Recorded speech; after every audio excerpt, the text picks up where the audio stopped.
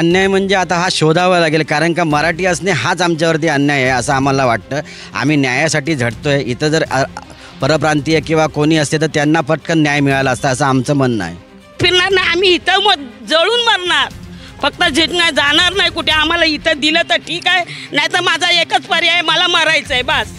एक मुलगा तर माझा कुठे जातो तर येतच नाही माझ्या घरी. ज्या दिवसापासून तुटलं ना त्या दिवसापासून माझा मुलगा रडला. माझ्या संपर्कातच नाही आहे. बोला तर मी काय करू. सुरुवातीला होते महेश पाटील साहेब यांच्या दालनामध्ये आम्ही ज्यावेळेला मीटिंग घेतली त्यावेळेला त्यांनी स्वतः असं सांगण्यात आलं की माहुल हा एरिया राहण्यायोग्य नाही आहे असे सांगून देखील सुद्धा, आणि 2019च्या सुप्रीम कोर्टाच्या आदेशाप्रमाणे माहुल हे बँड आहे, तरी पण आमचं पुनर्वसन त्याच जागेवरती केलं जातं. याचा आम्हाला प्रश्न पडलेला आहे की आम्हाला जर न्याय नाही भेटत आहे मग आम्ही जायचं कुणाकडे. आज जर आम्हाला न्याय नाही भेटत तर आमचं आयुष्य आम्ही इथं संपवण्याचं शिवाय आमच्याकडे काय पर्याय नाही उरलेला आहे.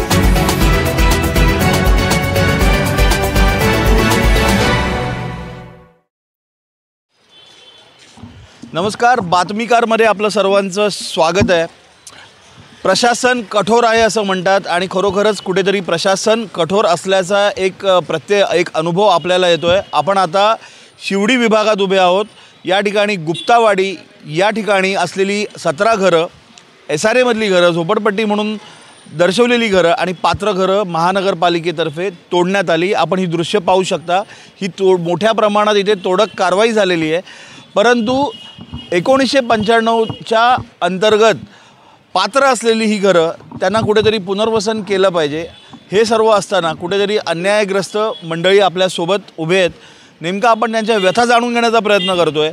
काय घडतं ह्या दक्षिण मध्य मुंबईत, काय घडतं ह्या शिवडीमध्ये. अजून एक विषय या ठिकाणी आपण पाहू शकता, एक विकासकाचं काम चालू आहे आणि या ठिकाणी त्याचे बॅनर लागलेले आहेत. ठिकाणी आपण पाहिलं मायटी ओक कन्स्ट्रक्शन नावाची ही कंपनी आहे आणि इथे एक डेव्हलपमेंट होते असा संशय या स्थानिकांकडून व्यक्त केला जातो आहे की या विकासकाच्या सोयीसाठी बृहन्मुंबई महानगरपालिकेच्या आयुक्तांनी किंवा त्यांच्या अधिकाऱ्यांनी हे डिमॉलिशन केलं आहे आणि ह्यांना बेघर केलं आहे. आपल्या डोक्यावरचं छप्पर गेल्यानंतर जी अवस्था होते ही कुठेतरी काळजाला मनाला चटका लावून देणारी असते. ही सर्व महाराष्ट्रीयन कुटुंब होती, मराठी कुटुंब होती. परंतु आज अशी दुरावस्था आहे, या ठिकाणी यांच्या मदतीला कुठलाही लोकप्रतिनिधी धावून येत नाही आहे. सगळीकडे यांना ठोकरा खाव्या लागतात. यांच्या व्यथा, यांचे विषय आणि यांचे कायदेशीर विषय देखील आपण जाणून घेण्याचा प्रयत्न करतो आहे. बोला महोदय, नाव सांगा. नमस्कार, माझं नाव कमलेश मोडक आहे. मी 1985पासून इथं माझ्या आईच्या वास्तव्यापासून इथं आहोत. आमचं घर पहिलं त्या पदपथावरती होतं, म्हणजे तिकडच्या पदपथावरती उचलून आम्हाला ह्या पदपथावरती बृहन्मुंबई महानगरपालिकेने पेपरसहित आम्हाला इथं आमचं पुनर्वसन केलेलं आहे. आम्ही ही घरं स्वतः बांधलेली नाही आहेत. 2001मध्ये आमचं इथं पुनर्वसन करण्यात आलेलं आहे. 24 वर्षानंतर 2024मध्ये आम्हाला इथं नोटीस आली की तुम्ही अनधिकृत आहात म्हणून. त्याचा आम्ही पाठपुरावा करून आम्ही पात्र आहोत याचे सगळे पुरावे आम्ही त्यांना सादर केलेत आणि आम्ही पात्र आहोत. पात्र असल्यात देखील सुद्धा आमचं पुनर्वसन चांगल्या वस्तीमध्ये किंवा चांगल्या ठिकाणी किंवा आमच्या राहत्या घरापासून जवळ असं होत नाही आहे. आता पुढे आम्ही वाट पाहत आहोत की आमचं पुनर्वसन कशा पद्धतीत होतं आहे, कारण का आज 20 तारखेपासून 20 जानेवारी 2026 पासून 16 दिवस होत आलेत. आमच्याकडे कोणी आलं नाही अद्याप आणि आम्हाला न्याय मिळेल का ह्या प्रतीक्षेत आम्ही वाट बघत आहोत. आज घटनाक्रम सांगा, काय कसं कसं घडत गेलं तुमच्याबरोबर, काय काय विषय झालेले सुरुवातीपासून सांगा. घटनाक्रम असा झालेला आहे काय 2024मध्ये आम्हाला प्रथम नोटीस आली. नोटीस आल्यानंतर आम्ही पत्रव्यवहार केले. पत्रव्यवहार केल्यानंतर आमचं पात्रता पूर्ण झाली. नोटीस 3 प्रकारच्या नोटीस आल्या. पहिली नोटीस आली की त्याच्यामध्ये पादचारी व पदयात्रींना त्रास आणि गाड्यांना जायला त्रास होतो असं आम्हाला सांगण्यात आलं. त्याच्यानंतर दुसरी नोटीस आली, त्याच्यामध्ये त्यांनी असं मेन्शन केलं की रस्ता रुंदीकरण होत आहे. आणि तिसऱ्या नोटीसमध्ये त्यांनी असं मेन्शन केलं आहे की 18.30 मीटरचा DP रस्ता, विकसन रस्ता इथं आहे, पण आजूबाजूच्या कोणत्याही स्ट्रक्चरला किंवा तिथून जाणारा जे मुख्य त्यांनी निदर्शनात आणलेलं आहे की नवभारत इंडस्ट्रियल इस्टेटमधून जाणारा रस्ता, ह्या नवभारत इंडस्ट्रीला पण नोटीस त्यांनी अजिबात अद्याप दिलेली नाही. आणि आम्ही इथे 11 पात्र झालो होतो. 17पैकी 11 पात्र, 5 अपात्र होते. 11 पात्रामधले 10 पात्र लोकांना फक्त त्यांनी अलॉटमेंट लेटर दिलेलं आहे. 1 पात्र होते त्यांना कसल्याही प्रकारची अलॉटमेंट लेटर त्यांनी काढलेलं नाही, कारण का ते एक एजंट होते. त्यांनी एजंट थ्रू तो रूम घेतलेला होता. आता त्याचं गूढ काय आहे ते त्यांनाच माहिती असेल, त्यांनी काय केलं आहे ते. अद्याप त्याचा उलगडा त्यांनी केलेला नाही. RTIमध्ये पण त्याला आम्हाला हे उत्तर दिलेलं नाही. काय वाटतं तुम्हाला टेक्निकली कुठे अन्याय झाल्याचं तुम्हाला जाणवतं आहे? टेक्निकली अन्याय म्हणजे आता हा शोधावा लागेल, कारण का मराठी असणे हाच आमच्यावरती अन्याय आहे असं आम्हाला वाटतं. आम्ही न्यायासाठी झटतो आहे. इथं जर परप्रांतीय किंवा कोणी असते तर त्यांना पटकन न्याय मिळाला असता असं आमचं म्हणणं आहे. मावशी बोला, काय सांगताय? मला काय सांगायचं, घराच्या बदली मला घर पाहिजे. मी कित्येक त्या फुटपाथवरून ह्या फुटपाथवर आले, पण कुणी आणलं आम्हाला? BMCनी आणलं. त्यावेळेला माझ्या मुलाचे ॲक्सिडंट पण झालं 2003मध्ये. 2001मध्ये ते तुटलं. 2003मध्ये माझ्या मुलाचं तिथेच ॲक्सिडेंट झालं. माझा मुलगा तिथेच गेला होता. तेव्हापासून मी अशी रडते. मला घर नाही, आणि जे झालं ते मी म्हटलं आता हे माझं घर आहे, मला कुठे जायला लागणार नाही. आणि आता मला दिसत नाही, त्या दिसत नाहीमुळे ही लोक आता इथे नाही तिथे नाही ते काय बोलतात ते आम्हाला कळत. आमची काय शिक्षणवाली आम्ही लोक आहात नाही, आम्हाला कायदे कसले ते माहिती नाही. आम्हाला एवढंच कळतं की आम्हाला घर पाहिजे आणि ते चांगलं पाहिजे. आणि आम्हाला घर म्हणजे घर एक आणि चांगलं. कारण आमची मुलं शिक्षणवाले आहेत. आम्ही नाही शिकलो पण आमची मुलं आम्ही शिकवलेली आहेत. माझी मुलगी आता 15वीला आहे बघा, याची मुलगी 15वीला आहे, याचा मुलगा 12वीला आहे, माझ्या मुलाची 12वी झाली. माझ्या 2 मुलींची लग्न इथं झाली. माझ्या 2 मुलींना एकीला 3 मुली आहेत, एकीला 1 मुलगा आहे. माझी मुलं इथं लहानाची मोठी झाली, शिक्षण झालं माझ्या मुलांचं. आम्ही घाणेरडी लोक नाही तर आम्हाला घाणेरड्यामध्ये टाकायला. काहीतरी मराठ्या माणसाचं हे करा ना. कोण करणार आमचं? तुम्ही नाही करणार तर कोण करणार? आम्ही तुमच्याकडे नाही जाणार तर कुठे जाणार? आणि तुम्ही आम्हाला झिडकावून लावता. किती फिरायचं आम्ही फिरणार नाही आता. आम्ही फिरणार नाही. आम्ही इथं जळून मरणार. फक्त झिडणार जाणार नाही कुठे. आम्हाला इथं दिलं तर ठीक आहे, नाही तर माझा एकच पर्याय आहे, मला मरायचं आहे बस. मुलींचं तर माझं लग्न झालं. एक मुलगा तर माझा कुठे जातो तर येतच नाही माझ्या घरी. ज्या दिवसापासून तुटलं ना त्या दिवसापासून माझा मुलगा रडला. माझ्या संपर्कातच नाही आहे. बोला आता मी काय करू? 1च्या 1 मुलगा. आम्ही दोघं नवरा बायको. ते पण आंधळे आहेत. ते वॉचमॅनला 400 रुपये द्या, 4000 रुपये ते आणतात. 8-12 घंटे ड्युटी करून 4000 आम्ही इथं बसून खाऊ. ते काय नाकावर जातात. यांना जाता येईल का? मोठं हे बघा, हे माझे मिस्टर आहे. हे त्यांना जाता येईल का कुठे? कुठे काय न्याय कुठे मागायचा आम्ही? ही गोष्ट महत्त्वाची म्हणजे काय आहे, एका साईडला बॉटलनेक पॉलिसी दाखवत आहेत, एका साईडला विकास आयोगाला 3312B अंतर्गतचा फायदा पण मिळतो आहे. मग नक्की काय याच्यामध्ये गुढ आहे ते त्यांनी काय सांगावं. कारण का जर विकास आयोगाला जर 3312B अंतर्गत फायदा होत असेल आणि जर आम्ही त्याच्या शेजारी आहोत, आम्ही मूळ आहोत, मग आम्हाला न घेता तो आणखीन कुणाला झोपड्या आणतो आहे. मग ते का आणतायत? आम्हाला त्यांनी घेतलं पाहिजे ना. आमचं विकासन झालं पाहिजे. कारण का बाकीचं काय आहे? तुम्ही लोकाला आणून बसवता. मग आमच्या प्रॉपर्टीवर आमचीच प्रॉपर्टी घेता आणि लोकाला बसवता. लोकाला घेता एवढं मला कळतं. याच्या इरात काय कळत नाही आहे. मग आमची दखल घ्या ना तुम्ही. नाही दखल घेतली तर आम्ही म्हणणार नाही तुम्हाला फाशीला देणार. सीधी बात. आमचं एवढंच म्हणणं आहे की आम्हाला आमच्या जागेवर किंवा जसं कागदपत्रात लिहिलेलं आहे तेवढ्या अंतरावर आम्हाला घर द्यावं. कारण आम्ही दुसरीकडे नाही जाऊ शकत आणि जिथे दाखवलेलं आहे ते एरिया चांगले नाही आहेत. माझं एवढंच म्हणणं. कुठले एरिया दाखवले तुम्हाला? माहूल वगैरे दाखवलं आहे. माहूलमध्ये हां, आणि माहूल एरिया दाखवला आहे. ज्यांनी दाखवला आहे त्यांना पण कळलं पाहिजे होतं की तिथे राहण्यासारखं काही नाही. आम्ही 2दा-3दा बघून आलो आणि आम्हाला तीच नोटीस दिलेली आहे 2दा-3दा.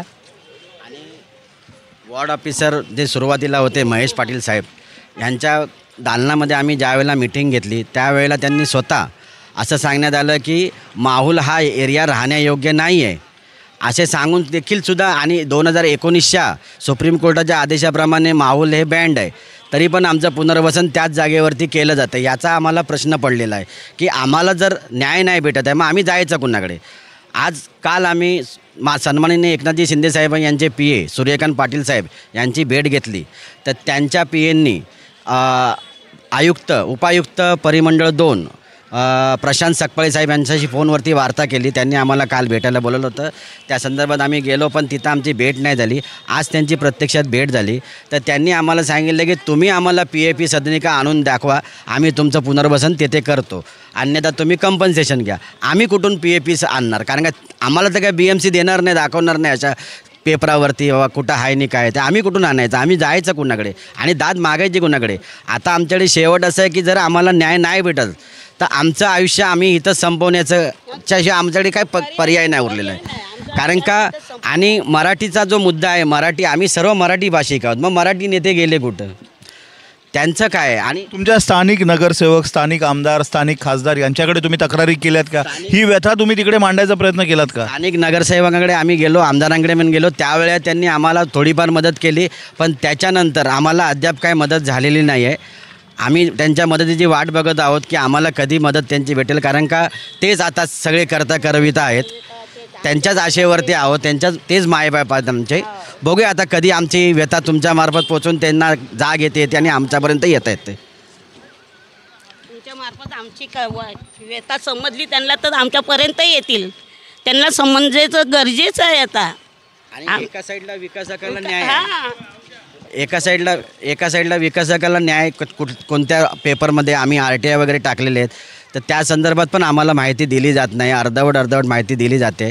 आता बघूया अजून RTI टाकलेले आहेत, ते कधी त्याची माहिती येते त्याच्यावरती सगळं अवलंबून आहे. माझं नाव समिधा महाडिक आहे. मी रहिवासी इथलीच आहे, शिवडीतलीच आहे. हा माझा मुलगा 3रीला आहे. 16 दिवस झाले घरी आहे शाळा सोडून.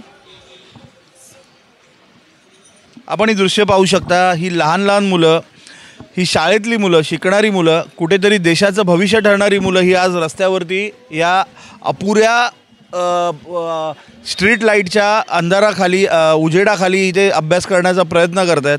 आणि समोर आपला मोडलेला संसार हे त्यांचे पालक बघतायत. आपली घरं तुटली आहेत.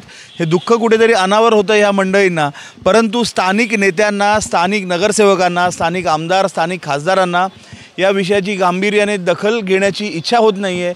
ही मोठी हास्यास्पद किंवा एक टीका करण्यासारखी गोष्ट आहे. बोल बेटा, काय सांगशील याच्यावरती? नाव सांग. माझं नाव श्रावणी मोडक. मी खालसामध्ये शिकते आणि मला या मुलांना रोज, मी आता MSc करते फर्स्ट इयरला, मी या मुलांना रोज इकडे लाईटीच्या उजेडाखाली बसून अभ्यास करावा लागतो आम्हाला, मच्छरमध्ये. ते पण माझं इथेच होतं घर, पण त्यांनी तोडलं आता. मग आम्हाला इकडे बसून करावा लागतो. पहिले आम्ही घरी लाईटीच्या खाली करायचो, पण आता ह्या उजेडाखाली करावा लागतो. मुलांना चष्मा लागायला पण होईल असं, पण बिचारी करतायत, काय करणार. शाळाचा अभ्यास तर सोडून चालणार नाही आपल्याला, म्हणून त्या करावं लागतं त्यांना. मजबुरी आली आता आमच्यावरती. पियुष, तू सांग. आम्हाला लाईटीच्या खाली बसायला होते अभ्यासाला, तर आम्हाला घरं पाहिजे तिथेच.